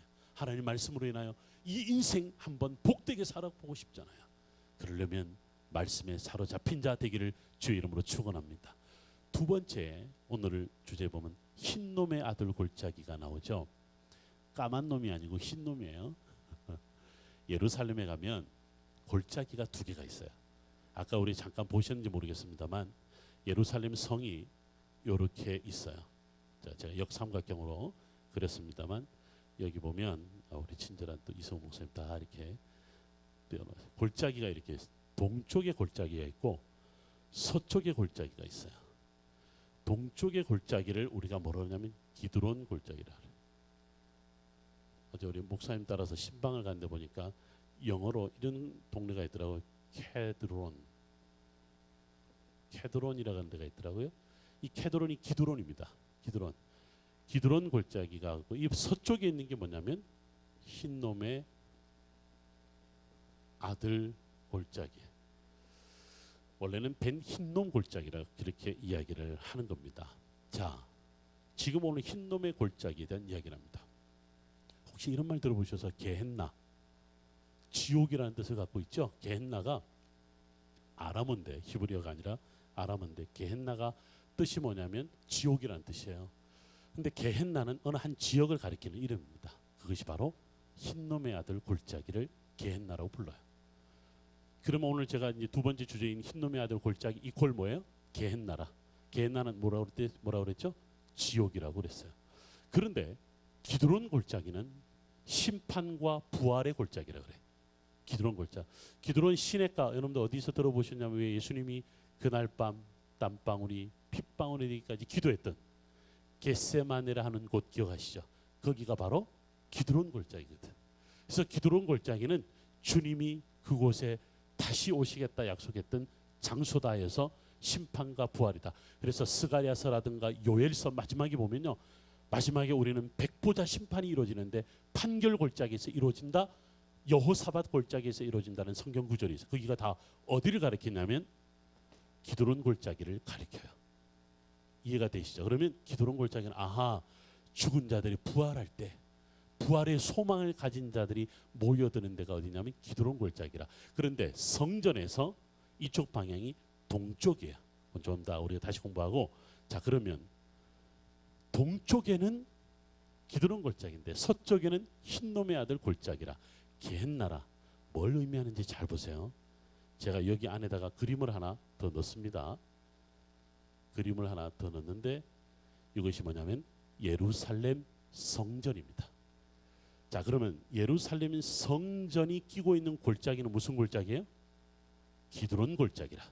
성전의 반대편에 있는 골짜기는 뭐예요? 흰놈의 아들 골짜기야. 잘 보셨어요? 자, 흰놈의 골짜기에서 무슨 일이 벌어졌었냐면 예레미야서 19장 6절에 보면 제가 나눠드린 자료에 나옵니다. 그러므로 보라, 다시는 이곳을 도벳이나 흰놈의 아들의 골짜기라 부르지 아니하고 오직 죽음의 골짜기라. 게헨나라는 뜻입니다. 게헨나. 부르는 날이라 이를 것이라 여호와의 말이라. 왜 이런 저주 섞인 말이 도벳과 그 다음에 이곳 흰놈의 아들 골짜기에 이루어졌냐면, 자 보세요. 이런 말이 나옵니다. 제가 오늘 드린 자료에 욥기서 17장 6절에 보면 하나님이 나를 백성의 속담거리가 되게 하시니 그들이 내 얼굴에 침을 뱉는구나 할 때 침 뱉다는 말이 도벳이라는 뜻입니다. 도벳은 침 뱉다라는 말이 나왔고, 이사야서 30장 33절에 보면 대저 도벳은 이미 세워졌고 또 왕을 위하여 예비된 것이라 깊고 넓게 하였고 거기에 불과 나무가 있은즉 여호와의 호흡이 유황 개천 같아서 이를 사르리라. 그렇게 나옵니다. 여기에 뭐가 있었냐면 도벳 산당이 발견이 되고 몰록신과 금오스신을 섬겼던 온갖 우상의 산당들이 최근에 발견이 됐어요. 자, 그러면 우리는 간단합니다. 동쪽은 성전과 관련되어 있고 서쪽은 뭐예요? 우상 숭배당과 관련되어 있습니다. 하나님의 말씀이 들려지는 곳에서는 죽음이 있지만 부활이 있고, 그러나 하나님의 말씀이 멀리 떨어진 곳에서 성전을 멀리하고 예배를 멀리하는 곳에서 드려지는 것은 우상이며 결국은 여호와가 그들을 불살라 버린다. 또 하나는 죽음의 골짜기가 된다. 이런 의미를 갖고 있습니다. 그렇다면 흰놈의 아들 골짜기는 성전으로부터 멀리 떨어져 있는 것이에요. 여러분, 이것이 나중에 우리 내일 공부도 하겠지만 예수님이 이런 말을 합니다. 유대인들에게 성전 갖고 맨날 이렇게 싸우니까 너희들이 한 가지 잘못 알고 있다. 성전은 말이야 나다. 예수님이 당신의 육체를 가리켜 성전이라 불렀다. 이게 나옵니다. 요한복음 2장에 보면. 그러면 우리는 성전과 늘 가까이 있으려고 했던 유대인들은 성전을 떠나면, 예배를 떠나면 하나님이 너희를 불살라 버리겠다 그랬다면 우리는 누구와 늘 동행해야 되는 거죠? 진정한 성전이신 예수 그리스도와 함께 있는 거예요. 그래서 예수 그리스도와 함께 있으면 우리는 무슨 골짜기에 있다? 기드론 골짜기에 있는 거예요. 성전이신 예수님과 멀리 떨어지면 무슨 골짜기에 있다? 흰놈의 아들 골짜기, 즉 죽음의 골짜기에 있다는 겁니다. 여러분들 뭐 종교가 뭐 아편이다 무슨 말씀을? 그거는 진짜 다른 종교의 이야기예요. 우리 기독교는 죽임의 종교가 아니라 살림의 종교입니다. 부활의 종교입니다. 사람을 사람 되게 하고 하나님의 자녀로 이 땅에 은혜와 축복의 자녀로 삼아주기 위한 놀라운 자녀 삼아주는 거거든요. 그래서 우리는 예수님 말씀 사모하는 거예요. 예수님께 기도하잖아요. 예수님과 붙어 있고 싶잖아요. 그것이 우리의 진정한 삶인 줄 믿습니다. 마지막으로 하나 더 보려고 합니다. 예레미야 두 가지네요. 예레미야서 31장 31절 오늘 읽었던 말씀입니다. 간단합니다. 새 언약은 옛 언약이 있다는 말이에요. 옛 언약은 어디에 기록이 되었었냐면 어디에 돌판에 기록이 됐어요. 그렇죠? 아까 우리 십계명 이야기를 했습니다. 그런데 새 언약은 어디에 새겨져야 되냐라는 것이 오늘 읽었던 말씀 중에 13절에 나옵니다. 죄송합니다. 31장 33절에 나옵니다. 아까 목사님이 읽으셨던 말씀 중에 보니까 새 언약은 봅니다. 내가 나의 법을 어디에 두며 그들의 속에 두며 어디에 기록하여 그들의 마음에 기록하여 이렇게 나옵니다. 자, 그러면 새 언약은 돌판에 기록하는 것이 아니라 어디에 기록을 해요? 마음입니다. 여러분들 이 마음은 성경적 의미는 우리의 온 전인적 모습, 인격을 가리킵니다. 우리 이런 말을 하잖아. 전인적 인격 이런 말 하잖아. 우리 모든 인간의 모습을 가리켜. 마음은. 그래서 이 히브리어 숫자로 보면 32라고 하는 숫자예요. 유대인들은 32를 굉장히 거룩하게 여겨요. 완전성을 드러내는 숫자거든. 결국 마음은 뭐냐면 우리의 존재를 가리키는 거예요. 돌판에 새겨주고 맨날 읽고 묵상하는지는 몰라도 이제는 그거 갖고 안 된다는 거예요. 네 속에 네가 말씀의 사람이 되어라는 거예요. 네가 언약의 존재가 되어라는 거예요. 새긴다는 것은 뭐냐? 이제 너는 언약의 존재가 되어야 된다라는 이야기예요. 오늘 우리가 함께 읽었으면 좋았을 말씀이 뭐냐면 한 번 더 저와 함께 신약 성경으로 갑니다. 마태복음 5장으로 드디어 넘어갑니다. 예수님이 말씀하신 이 이야기와 오늘 새 언약이란 말은 뭐와 관련되어 있냐면 마태복음 5장 17절을 한번 보시기 바랍니다. 제가 우리 그 새벽기도 시간에 제가 예레미야 공부를 잠깐 한 적이 있어요. 그때 예레미야서 전체의 핵심이 새 언약이라고 했거든요. 지금 오늘 읽었던 새 언약은 구약 성경에 딱 한 번 나타납니다. 근데 그 의미가 뭐냐면 옛 언약에 이제는 버려라. 옛 언약 때문에 너희가 멸망했다. 이제는 옛 언약으로 너희가 살 수 없다. 새 언약으로 살아라. 새 언약은 네 마음에 생겨라. 오늘 예수님이 우리에게 뭐라고 이야기하면 17절에 보세요. 내가 율법이나 선지자를 폐하러 온 줄로 생각하지 말라. 폐하러 온 것이 아니라 뭐하라? 완전하게 하려 합니다. 이 말이에요.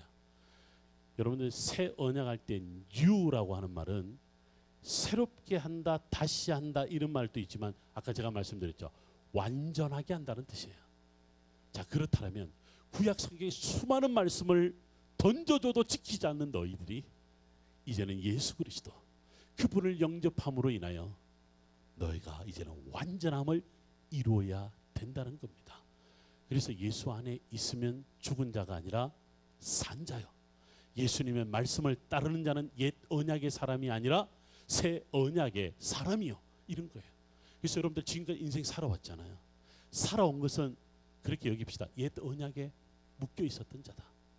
이제는 예수로 인하여 새 언약의 사람이 이 순간부터라도 지금까지 내가 옛 언약에 새긴 것만 바라보고 왜 이것만 지키면 된다는 왜 안 돼? 내가 마치 내 잘못을 돌리기보다는 율법의 잘못을 율법에 기록된 것을 지키지 않음으로 인해서 내가 잘못한 건 아니에요.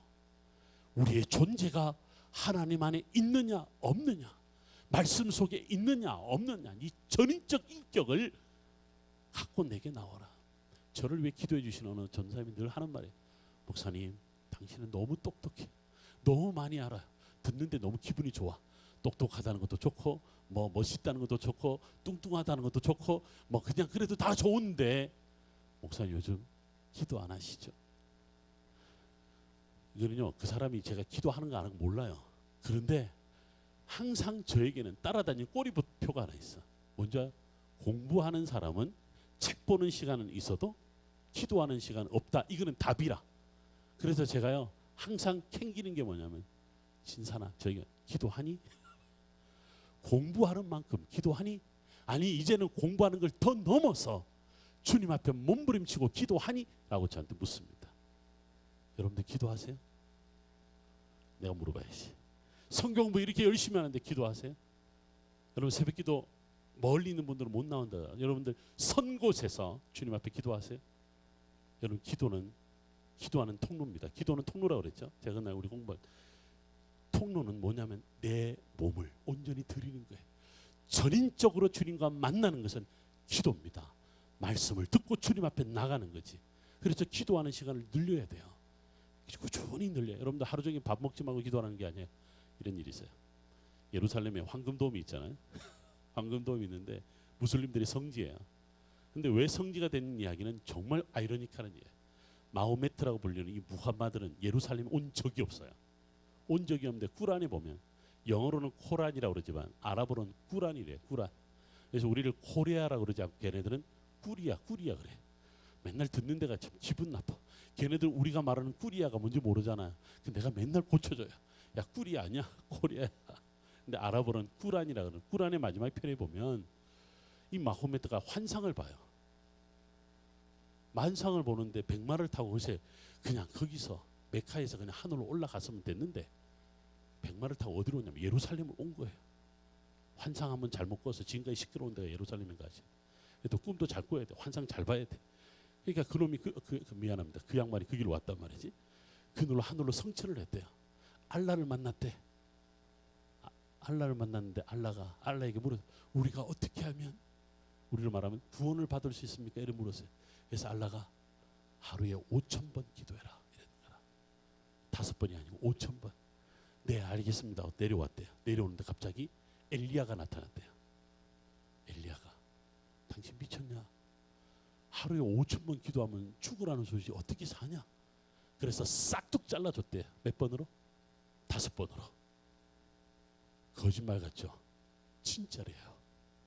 그래서 뭐냐면, 그래서 새벽에 한 번, 아침에 한 번, 점심 때 한 번, 오후에 한 번, 저녁에 한 번, 5번 기도하는 그런 5,000번의 것을 가지고 있답니다.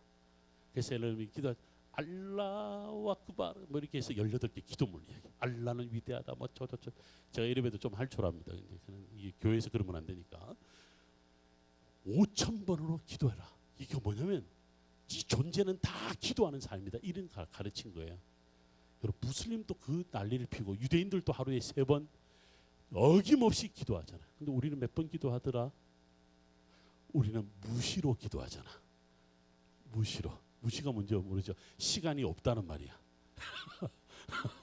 언제나가 아니라 시간이 없어서 기도 못한다 이 말이 아니에요. 우리는 무시로 기도한다. 그래서 무시라? 시간이 없다는 말이야? 그럼 기도 안 한다는 말이야? 그게 아니라 뭐예요? 우리는 언제든지 기도한다라고 스스로 착각하고 있는 것이.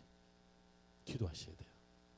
기도만이 주님 앞에 나오는, 또 기도하는 것으로 인하여 주님과 전인적 만남을 이룰 줄 믿습니다.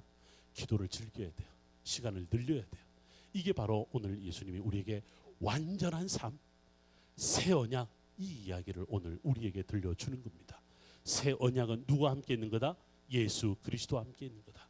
새 언약은 이제는 돌판에 새기는 것이 아니라 어디에 새긴다? 마음에 새긴다. 내 삶에 새긴다 라고 하는 겁니다. 그러면요, 새 언약은 이제는 뭘 이야기하냐면 희망을 이야기하는 거예요. 새 언약은 회복을 이야기하는 거예요. 새 언약은 치유를 이야기하는 거예요. 그러므로 인하여서 이 백성을 죽이겠다고 한 것이 아니라 하나님이 이 백성을 어떻게 살리겠다고 칼과 기근과 전염병 게헨나를 이야기를 하는 겁니다. 그러므로 인하여 뭘 이야기하면 새 언약. 이것은 이 사람들은 몰랐지만 오늘 마태복음에 보니까 바로 그분이 예수 그리스도라는 사실을 깨닫게 되는 거죠. 그러므로 인해서 포로기 이후 시대, 멸망한 이후 시대, 이 사람들은 새로운 희망과 소망과 기쁨을 갖게 됐는데 그것은 이제는 내 마음속에 새기는 새 언약이라. 이것이 계속 지속되면서 결국은 이 땅에 예수 그리스도가 오시는 거죠. 마지막 하나만 더 봅니다. 에스겔서 47장을 보십시다.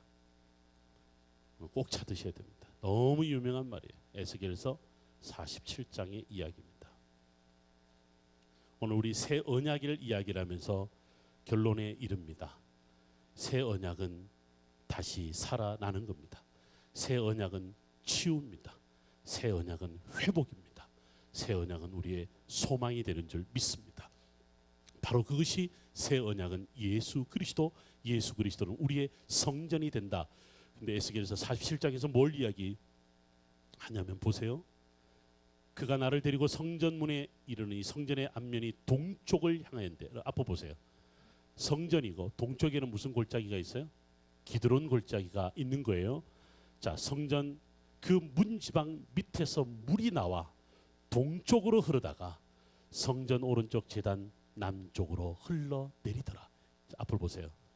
여기서 흘러나오다가 남쪽으로 흘러서 다시 어디로 흘러가냐면 2절에 보시면 나를 데리고 북문으로 가서 바깥길로 꺾여 동쪽으로 향한 바깥문에 이르시니 본즉 물이 그 오른쪽에서 어떻게 나오더라? 스며 나오더라. 이걸 직역하면요, 쫄쫄쫄 나오더라 이래야 돼요. 근데 3절에 보면 그 사람이 손에 줄을 잡고 동쪽으로 나가며 천척을 측량한 후에 내게 그 물을 건너가게 하시니 물이 어디에 이르다? 발목에 오르더니 다시 천척을 측량하고 내게 물을 건너게 하시니 물이 어디에 이르고? 무릎에 이르고 다시 천척을 측량하고 내게 물을 건너가게 하시니 물이 어디에 이르고? 허리에 이르고 다시 천척을 측량하고 물이 내게 건너지 못할 뭐가 된지라? 강이 된지라. 그렇게 나옵니다. 저를 보세요. 여러분 지금 이게 무슨 말이냐면 이쪽으로 넘어가면 이쪽 지역이 유대 광야입니다. 유대 광야 아무것도 없는 거예요. 그렇다면 메말랐던 땅이 돌아온다. 메말랐던 땅이 꽃이 핀다. 메말랐던 땅이 되살아난다. 이것은 뭘 의미하냐면 성전에서 나오는 무엇으로 인하여? 물로 인하여. 쫄쫄쫄. 아무도 몰랐어요. 저도 그 쫄쫄쫄 흐르는 게 뭔지 알거든요. 가보면 쫄쫄쫄 쭉 따라가면요, 정말 발목이 이래요. 조금만 더 내려가면 무릎에 이래요. 허리에 강을 이뤄요. 이게 이스라엘의 강의 개념을 지금 설명을 하고 있는 거예요. 자, 그렇다면 성전의 동쪽에서 나오는 물이 뭐냐는 거예요. 여러분 잘 들으세요. 이거는 말씀입니다. 말씀인데 어떻게 그걸 우리가 알 수가 있냐면, 사실상은 제가 다 읽진 않은데 잘 보세요. 7절 말씀에 보면 내가 돌아가니 강 좌우편에 나무가 심이 많았다. 이때 나무는 그 유명한 시딘 나무입니다. 시딘 나무는 물이 흐를 때 광야에 자라나는 나무는, 여러분 왜 그날 조각못 이야기 했잖아요. 주일날 제가 최고의 아티스트 이야기를 할 때 이 강물이 흐르는데 보니까 동쪽으로 흘러 아라바로 내려가서 어디에 이르렀다? 바다에 이르르니 이 흘러내리는 물로 그 바다의 물이 어떻게 된다? 따라합니다. 되살아나리라. 오늘 이 말씀의 결론이 이릅니다. 되살아난다는 뜻이 뭐냐면요, 고침을 받는다는 뜻이에요. 여러분들 이 말하죠. 여호와 니시. 그럼 뭐예요? 니시가 뭐야? 승리의 하나님. 그렇죠? 여호와 이레. 그럼 뭐예요? 준비의 하나님. 네. 원래는 이레는 준비하다 말도 있지만 두려움다라는 뜻이, 하나님 앞에 두렵다 뜻이. 또 우리가 뭐 있어요? 여호와 샬롬, 여호와 라파. 라파가 뭐죠? 치료의 하나님. 여러분 지금 이 바다가 되살아나니라가 히브리어가 라파예요. 그러면 바다가 되살아난다? 바다가 고침을 받는다. 언제 아팠어요 바다가? 바다가 아팠어. 근데 이 바다가 무슨 바다냐면 바로 사해를 가리킵니다. 사해를 가리킵니다. 그날 제가 사해를 설명을 할 때 어떤 이야기를 했는지 아시죠? 여름이 되면 1년에 365일 가운데 300일이 해가 떠 있어요. 사해는. 그러니까 물이 늘 모이면 모인 대로 어떻게 하냐면 증발을 해요. 증발을 하면서 물에 함유된 소금기들이 그대로 남게 되죠. 이스라엘 땅은 거의 땅 자체가 석회암이에요. 석회암. 여러분 석회암을 먼저 아실 거예요. 석회암은 라임스톤은 오션 락이라서 해양 암석이에요. 그러니까 중동 지역을 비롯한 모든 지중해 지역은요, 바다 속에 있었던 곳이에요. 근데 땅이 융기가 된 게 아니고 바닷물이 빠져나가면서 형성된 지역이라. 그래서 여러분들 지중해 어느 지역을 가보세요. 다 뭐가 있는 석회라. 석회가 있는 지역에 제일 잘 자라는 나무가 뭔지 아세요? 올리브 나무예요. 그리고 포도나무예요. 그래서 여러분들 왜 올리브 지중해는 이제 특별히 이탈리아나 포도주가 유명하고 올리브가 유명한 이유는 석회암 때문에 그래요. 석회암인데 말씀드린 대로 바다 암석이라고 그러죠. 소금기가 다 있는 거예요. 땅 속에. 그래서 이 소금기들이 모여들어서 소금 덩어리를 만들어낸 게 뭐냐면 사해 바다거든. 얼마나 오랜 세월이 지났으면 그랬을까 싶어요. 그러니까 사해로 흘러 들어가는 물은 100% 민물이에요. 바닷물이 아니야. 들어가서 짠물이 되는 거예요. 무슨 이야기인지 잘 따라와 보세요. 여름이 되면 염분이 35%라. 겨울이 되면 25%라. 그건 무슨 말이냐면 겨울에 어떤 일이 일어났기 때문에 염분이 떨어지죠? 물이 흘러 들어가는 거예요. 산지에서 내리는, 그 다음에 갈릴리 호수에 내리는 물들이 전부 다 사해로 흘러 들어가는, 느보산에 내리는 거, 모압산에 내리는 거, 에돔산에 내리는 물들이 전부 다 어디로 흘러 들어가냐면 사해로 흘러 들어가요. 그럼 염도가 계속 떨어져요. 그러면 여름이 찾아앉고 계속 겨울이고 계속 비가 내리면 어떻게 될까? 염분이 점점 떨어질 수밖에 없는 거예요. 여러분들 성경에 사해란 말이 안 나온다고 그랬고 염해라고 그랬잖아요. 근데 사해란 말이 왜 붙인 줄 아세요? 이거는 비잔틴 교회 시대 때 물을 받아들이기만 받아들이지 흘려내 보내지 않는다 그래서 죽은 바다고, 사해 생물이 전혀 살지 않기 때문에 죽은 바다야. 그런데 성경은 단 한 번도 그것을 죽은 바다라고 해본 적이 없어요. 또 오늘 말은 뭐냐면 이 바다가 어떻게 된다? 되살아난다. 기적 같은 일이거든. 되살아난다는 것은 뭐냐면 불가능한 일이 일어난다는 거고, 이 불가능한 일이 어디에 적용이 되냐면 무너진 파괴된 성전이 다시 세워진다. 이것으로 인하여 모든 것이 되살아난다는 거예요. 저는요 오늘날 한국 교회, 우리 아니 전 세계의 교회들이 이 말씀을 분명히 기억을 해야 됩니다. 교회가 살아야 열방이 삽니다. 근데 교회는 무엇으로 사는 줄 아세요? 성전에서 나오는 물이 흘러나온다, 스며 나온다, 쫄쫄쫄 나온다. 그게 뭐라고 그랬어요? 말씀인 거라. 그런데 이 물은 흘러간다고 그랬죠. 제가 요단을 설명을 할 때 말씀드려요. 흐른다라는 것은 고인물이 아니에요. 정결 예식을 할 때는 고인 물을 가지고 사용하는 것이 아니라 무슨 물을 갖고 사용한다? 흐르는 물을 갖고 사용한다. 그래서 우리가 flowing water라고 그래요. 근데 이것이 living water다. 흘러가는 물이 살아있는 물이라는 뜻이에요. 성경이 가르쳐 주는 거라. 그렇다면 말씀은 내 안에만 있는 게 아니라 어떻게 해야 돼? 흘려내 보내야 돼요. 이게 전도라. 다른 게 전도가 아니야. 내가 은혜 받았으면 나 이렇게 은혜 받았어. 이 말씀이 나를 이렇게 변화시켜서 전하는 것이 플로잉 하는 거예요. 이것이 쉐어링 하는 거예요. 이것이 그 사람을 살리는 것인 줄 믿습니다. 이게 새 언약의 비밀이에요. 다른 비밀이 아니라 우리가 잃어버렸다, 파괴되었다, 모든 것이 멸망했다. 천만의 말씀. 하나님은 단 한 번도 여러분들을 놓아본 적이 없어요. 다시 살리겠다고 성경에서 번번이 이야기를 했는데 우리가 어디서 그 문제를 찾지 못하니까. 그래서 오늘 이스라엘 백성들에게 에스겔이 환상 가운데 너희가 성전을 되찾지만 중요한 것은 그 건물이 아니라 거기서 흘러나오는 아주 스며나오는 물이 너희를 살릴 것이다. 그 땅을 돌아오게 할 것이다. 열방에서 너희를 돌아오게 할 건데 그 물이 뭐냐면 말씀이다는 거예요. 말씀이다는 거예요. 여러분들 잔스크릭 한인교회 나와서 제일 좋은 게 뭐야? 말씀을 들어서 행복합니다. 말씀으로 인하여 내가 변화되어서 행복합니다. 여러분들 교회가 너무 좋아서 나옵니다. 천만의 말씀. 여러분들 우리 목사님 너무 잘생겨서 그렇습니다. 이름 안 되지. 천만의 말씀 하면 안 되는데 제일 중요한 건 뭐예요? 우리 교회에 뭐가 살아있어요? 말씀이 살아. 여러분들 이 열방이 주께로 돌아오는 것은 말씀밖에 없습니다. 오늘 예수님이 왜 이 땅에 오셨겠어요? 왜 이 땅에 오셨어요? 다른 게 아니야. 말씀을 잃어버렸거든. 말씀이 대베르 전염병으로 바뀐 이 땅에 말씀이 말씀 되게 하라. 하나님을 하나님 되게 하라. 교회를 교회 되게 하라. 이것이 바로 오늘 우리가 받은 사명인 줄 믿습니다. 처음에는 작아요. 아무도 몰라. 이 물이 강을 이룰 거라고는 상상도 못했거든요. 여러분 놀라지 마세요. 예루살렘에 비가 내리잖아요. 12시간만 딱 되면 사해에 홍수가 일어나요. 50인승 60인승 버스가 뒤집어져요. 모든 차량이 다 스톱. 제가 이번에 또 경험을 했어요. 그래서 결국은 뭐냐면 바로 갈 15분 거리를 그 홍수가 일어난 것 때문에 3시간 돌아서 갔어요. 홍수 때문에. 근데 제가 한번 그 홍수 속에 있었던 적이 있어요. 얼마나 두려운지. 버스가 밀려서 사이로 넘어지는데 길가에서 사람들이 고함 지르고 난리 쳐요. 마침 그래도 그때 막 구조팀이 도착을 해서 저희가 목회자들이 그때 안전하게 우리가 구출된 적이 있었어요. 실제로 이런 일을 경험한 저로서는요. 예루살렘에 비가 내렸을 때 처음에는 그 비가 아무것도 아니에요. 근데 그 골짜기 광야길을 가면요. 얼마나 많은 물들이 여러분 각도가 45도가 높아요. 예루살렘의 사해가. 예루살렘 800m하고 사해가 마이너스 400이에요. 지구상에 이런 격차가 나는 데가 없거든요. 경사가 45도가 넘어요. 그럼 비가 내리면 광야로 흘러내려가는 속도가 처음에는 아무것도 모르지만 그 끄트머리는 엄청난 홍수를 이뤄요. 오늘 이 에스겔 47장이 이야기하는 게 바로 여기에 있어요.